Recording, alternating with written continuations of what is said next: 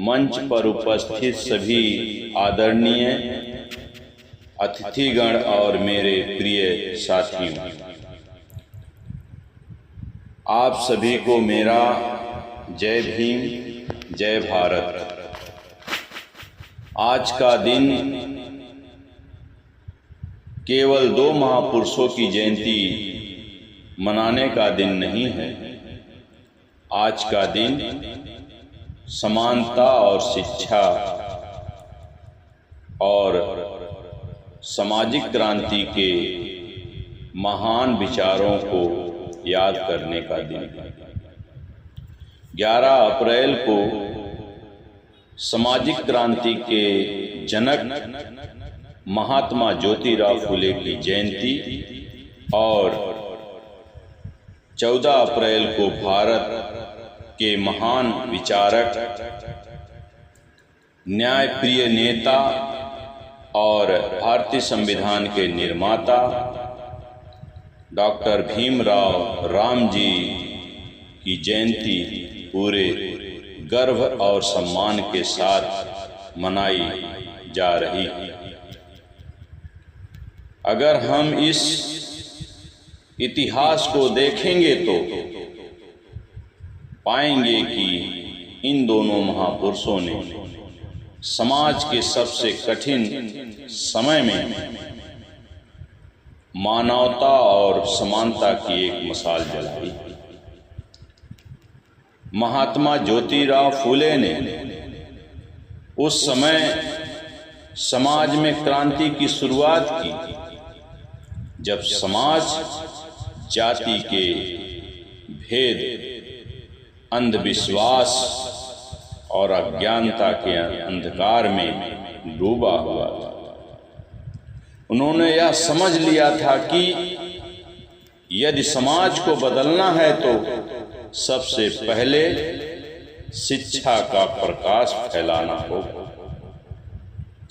इसलिए उन्होंने अपनी पत्नी सावित्री बाई फुले के साथ मिलकर लड़कियों को वंचित समाज के लिए स्कूल की शुरुआत की। उस समय यह काम करना बहुत कठिन था। समाज के कई लोगों ने उनका विरोध किया, लेकिन फुले दंपत्ति ने हार नहीं मानी और शिक्षा की क्रांति को आगे बढ़ाते रहे। महात्मा ज्योतिराव फुले जी का संदेश स्पष्ट था, ज्ञान की गुलामी की सबसे बड़ी अगर जड़ है और शिक्षा ही स्वतंत्र का मार्ग है। इसलिए विचारधाराओं को आगे बढ़ाने का कार्य डॉक्टर बाबा साहब भीमराव अंबेडकर जी ने किया। डॉक्टर बाबा साहब भीमराव अंबेडकर जी का जीवन जो संघर्ष रहा, साहस और ज्ञान की एक महान मिसाल है।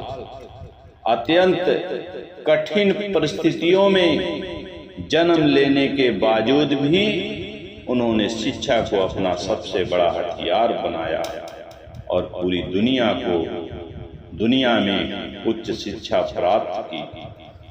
उन्होंने भारत का संविधान बनाकर देश के हर नागरिकों को समानता, स्वतंत्रता, न्याय और बंधुता का अधिकार दिया। यही कारण है कि उन्होंने भारत के संविधान का शिल्पकार कहा जाता है। बाबा साहब का प्रसिद्ध संदेश आज भी हमारे लिए एक मार्गदर्शक है। शिक्षित बनो, संगठित बनो और संघर्ष करो। यह केवल एक नारा नहीं है, बल्कि समाज को बदलने का एक महान सूत्र है।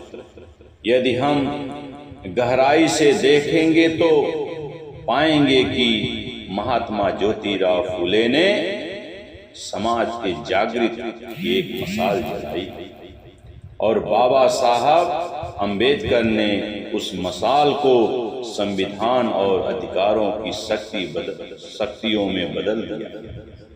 इन दोनों महापुरुषों का सपना एक ही था, ऐसा समाज जहां किसी भी व्यक्ति के साथ जाति, धर्म या जन्म के आधार पर भेदभाव ना हो। आज हमें खुद से या एक प्रश्न पूछना चाहता हूं, क्या हमें उनके सपनों का भारत बना पाएंगे? यदि सच में हम इन महापुरुषों को श्रद्धांजलि देना चाहते हैं तो हमें इनके विचारों को केवल सुनना ही नहीं बल्कि अपने विचारों में अपनाना भी होगा। हमें शिक्षा को अपनाना होगा, हमें अंधविश्वास को छोड़ना होगा, हमें समानता और भाईचारा को मजबूत करना होगा। आज के इस पावन अवसर पर आइए हम सब मिलकर एक संकल्प लें कि हम ज्ञान का प्रकाश फैलाएंगे, अन्याय के खिलाफ आवाज उठाएंगे और ऐसे महान समाज बनाएंगे जहां हर व्यक्ति को सम्मान और अधिकार मिले। अंत में मैं समाज के क्रांति के महानायक महात्मा ज्योतिराव फुले जी और भारतीय संविधान के महान निर्माता बोधिसत्व डॉक्टर बाबा साहब भीमराव रामजी अंबेडकर जी को कोटि कोटि नमन करते हुए आप सभी लोगों ने मेरी बात को ध्यानपूर्वक आप सभी लोगों ने सुना, इसके लिए आप सभी को मेरा पुनः जय भीम, जय भारत।